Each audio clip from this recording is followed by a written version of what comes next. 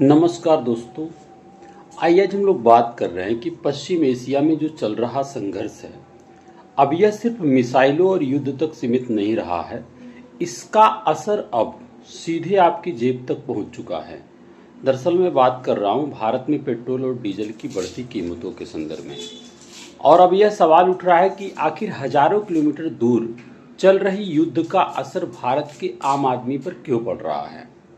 क्या आने वाले समय में महंगाई और बढ़ सकती है, और सबसे बड़ा सवाल, क्या भारत की अर्थव्यवस्था एक बड़े दबाव की ओर बढ़ रही है, इसे भी समझने की कोशिश करेंगे।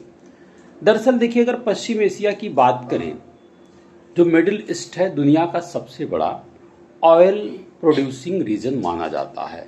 यहाँ जो स्थित देश हैं जैसे Saudi Arabia, Iran, Iraq, UAE, Kuwait जैसे बड़े तेल उत्पादक देश हैं। ठीक है। अब यहाँ पे जो संकट की स्थिति है हॉर्मुज स्ट्रेट को लेकर के, स्ट्रेट ऑफ हॉर्मुज, चूंकि दुनिया के सबसे महत्वपूर्ण ऑयल रूट्स में से एक है। दुनिया का बड़ा हिस्सा जो ऑयल एक्सपोर्ट इसी रास्ते से गुजरता है। दरअसल ये तो हुई वेस्ट जो खाड़ी देशों की बात। देखिए, जब युद्ध बढ़ता है तो सबसे पहले डर पैदा होता है ऑयल सप्लाई रुकने का। यदि शिपिंग रूट्स प्रभावित हो, ऑयल प्रोडक्शन घटे, टैंकर मूवमेंट रुके, तो क्रूड ऑयल महंगा हो जाता है, जिसका इम्पैक्ट आप देख रहे हैं। अब दरअसल प्रश्न ये है कि भारत पर इसका सबसे बड़ा असर क्यों है। देखिए, क्योंकि भारत अपनी ज़रूरत का बहुत बड़ा हिस्सा विदेशों से आयात करता है। यानी कि भारत अपनी क्रूड ऑयल ज़रूरत का लगभग 85% इम्पोर्ट करता है। इसलिए जब ग्लोबल क्रूड ऑयल महंगा होगा तो भारत में भी फ्यूल प्राइस बढ़ जाती है। ये तो हुआ इसका सामान्य कारण। लेकिन क्या आपने कभी सोचा है कि आखिर में भारत में तेल कौन खरीदता है, कौन इसे आयात करता है, पेट्रोल डीजल का दाम कौन तय करता है। तो आइए इस बात को समझने का प्रयास करते हैं। देखिए, दरअसल भारत सरकार सीधे हर जगह से तेल नहीं खरीदती है, बल्कि भारत की जो बड़ी ऑयल कंपनियां हैं जो क्रूड ऑयल इंपोर्ट करती हैं, भारत की जो बड़ी बड़ी कंपनियां हैं, जैसे अगर बात करें तो इंडियन ऑयल कॉरपोरेशन है, भारत पेट्रोलियम है, हिंदुस्तान पेट्रोलियम है। ये कंपनियां दूसरे के ऑयल प्रोड्यूसिंग देशों से क्रूड ऑयल खरीदती हैं।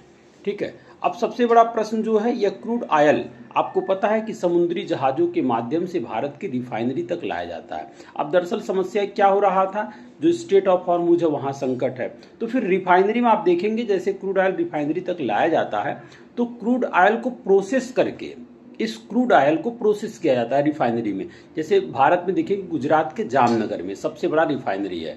इसको प्रोसेस करके यहाँ से पेट्रोल, डीजल, एलपीजी और एविएशन फ्यूल बनाया जाता है। ये काफ़ी जो है एक लंबी प्रोसेस से इसको गुजरना पड़ता है।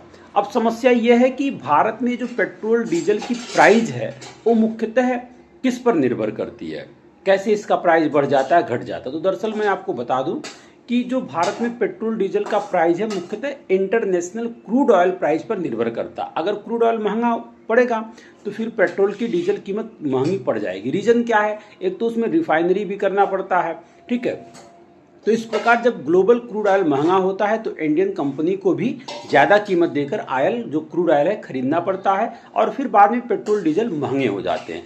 असल साथियों, अगर मैं पेट्रोल और डीजल वगैरह की प्राइस की बात करें तो आपको पता है कि जो क्रूड ऑयल की खरीदारी होती है वो भारत की प्रमुख ऑयल कंपनियां जैसे Indian oil corporation, Bharat petroleum, Hindustan petroleum, ये कंपनियां दुनिया के ऑयल प्रोड्यूसिंग देशों से क्रूड ऑयल खरीदती हैं। ठीक है। अगर इन्हें क्रूड ऑयल महंगा मिलेगा तो फिर पेट्रोल की कीमत बढ़ जाएगी। ठीक है। देखिए, एक क्रूड ऑयल आपको पता है कि समुद्री जहाज़ों के माध्यम से भारत की रिफाइनरी तक लाया जाता है। और दरअसल अब क्या समस्या है, हॉर्मुज संकट। अब हॉर्मुज संकट जो खाड़ी देश की ईरान की समस्या है, ईरान अमेरिका का युद्ध हो रहा है, जिसकी वजह से हॉर्मुज पूरी तरीके से नाकेबंदी स्टॉप हो रखा, वहाँ से किसी भी प्रकार की शिपिंग की आवाजाही नहीं हो रही है, जिसकी वजह से और जो है संकट गहराता जा रहा है। अब ये प्रोसेस मैंने आपको बताया कि क्रूड ऑयल जब वहाँ से समुद्री जहाज़ों के माध्यम से भारत के पास लाया जाता है तो भारत के रिफाइनरी में लाया जाता है, फिर रिफाइनरी में इसके प्रोसेस किया जाता है। जैसे रिफाइनरी में क्रूड ऑयल को प्रोसेस, क्योंकि क्रूड ऑयल से डायरेक्ट पेट्रोल नहीं बनता है, इसको क्रूड ऑयल को जब रिफाइन करते हैं तो यहाँ से पेट्रोल, डीजल और एलपीजी, ठीक है, लिक्विड पेट्रोलियम गैस, और एविएशन फ्यूल जो हमारे जहाज चलते हैं, कॉमर्शियल जहाज चलते हैं, उसका जो फ्यूल होता है बनाया जाता है। ठीक है। इसके बाद आप देखेंगे, अब बात यह ना कि जब भारत में पेट्रोल डीजल की जो प्राइस है ये मुख्यतः डिपेंड किस पे करता है, मैंने आपको बताया इंटरनेशनल क्रूड ऑयल प्राइस पर। ठीक है, जब ग्लोबल क्रूड ऑयल महंगा होता है तो इंडियन कंपनी को भी ज़्यादा कीमत देकर खरीदना पड़ता है। ठीक है, अब प्रश्न ये है ना कि इस पूरे कहानी में जो सबसे बड़ा ट्विस्ट है वो है डॉलर की कहानी। दरअसल जो हम वस्तुएं मंगाते हैं, ठीक है, जो हम वस्तुएं मंगाते हैं, ऑयल ट्रेड करते हैं, वो अमेरिकी डॉलर में होता है। ठीक है, वो अमेरिकी डॉलर में होता है। यदि डॉलर मजबूत हो जाए, यदि डॉलर मजबूत हो जाए तो रुपया कमज़ोर हो जाएगा, तो भारत को इंपोर्ट और महंगा पड़ेगा। ठीक है, तो वर्तमान समय में आपको पता है कि रुपया कमज़ोर भी है। अब प्रश्न आता है कि पेट्रोल डीजल के दाम में क्या क्या जुड़ता है। 1 लीटर पेट्रोल के दाम में आप देखोगे तो मैं बता दूं आपको, एक तो क्रूड ऑयल का कास्ट जो मंगाया जा रहा है, रिफाइनरी कॉस्ट जो रिफाइन किया जा रहा है, ट्रांसपोर्टेशन खर्च भी जुड़ता है इसमें, डीलर का कमीशन भी जुड़ता है, सेंट्रल गवर्नमेंट टैक्स जुड़ता है, स्टेट गवर्नमेंट वैट जुड़ता है। तो ये सारी बातें को जोड़ के समझने का प्रयास करेंगे। अब केंद्र सरकार का टैक्स का मतलब क्या, एक्साइज ड्यूटी। जैसे केंद्र सरकार द्वारा पेट्रोल और डीजल पर उत्पाद शुल्क यानी कि एक्साइज ड्यूटी लगाया जाता है, जो पंप तक पहुंचने वाले दाम का एक बड़ा हिस्सा होता है।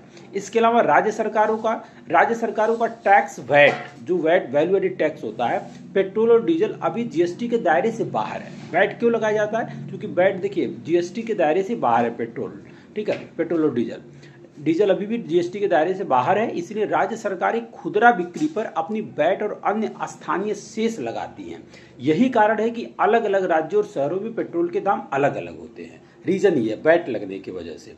जैसे मान लिया जाए अगर 1 लीटर पेट्रोल का बेस प्राइस जो है 50 रुपये है, लेकिन सेंट्रल टैक्स जो एक्साइज ड्यूटी है 20 रुपये, स्टेट टैक्स 15 रुपये, तो अन्य चार्ज 5 रुपये, तो फाइनल प्राइस 90 रुपीज हो जा रहा है। ठीक है, लेकिन उसका जो बेस प्राइस था 50, इस वजह से पेट्रोल महंगा मिलता है। ठीक है, अब प्रश्न आपके दिमाग में प्रश्न जरूर होगा कि सरकारी टैक्स कम क्यों नहीं कर लेती है। देखिए, क्योंकि सरकार जो ना, क्योंकि पेट्रोल डीजल टैक्स सरकार की बड़ी इनकम का सोर्स माना जाता है।